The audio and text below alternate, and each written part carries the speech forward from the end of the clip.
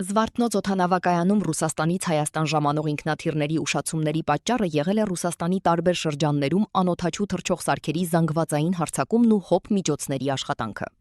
Միայն գիշերվա ընթացքում ոչնչացվել է 550-ից ավելի դրոն, ինչը հանգեցրել է Մոսկվայից, Սոչիից, Կրասնոդարից եւ Միներալնիեվոդիից իրականացվող չվերթերի ժամանակացույցի խաթարմանը։ Անվտանգային իրավիճակով պայմանավորված նախօրեին չեղարկվել էր նաև Կապան-Երևան ներքին չվերթը։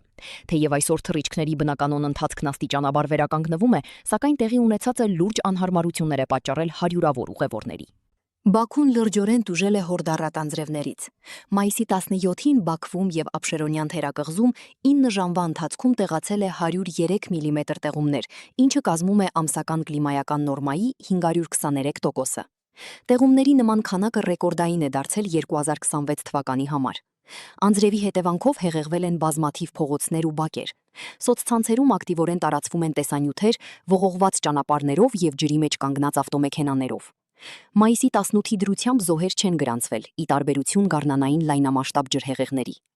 Նոր տեղումները կարող են հանգեցնել հերթական հեղեղումների եւ գետերում ջրի մակարդակի բարձրացման։ Բաքուն ավանդաբար լուրջ դժվարություններ է ունենում առատ տեղումների ժամանակ, անձրևաջրերի հեռացման համակարգի եւ քաղաքային ենթակառուցվածքների անկատարության պատճառով։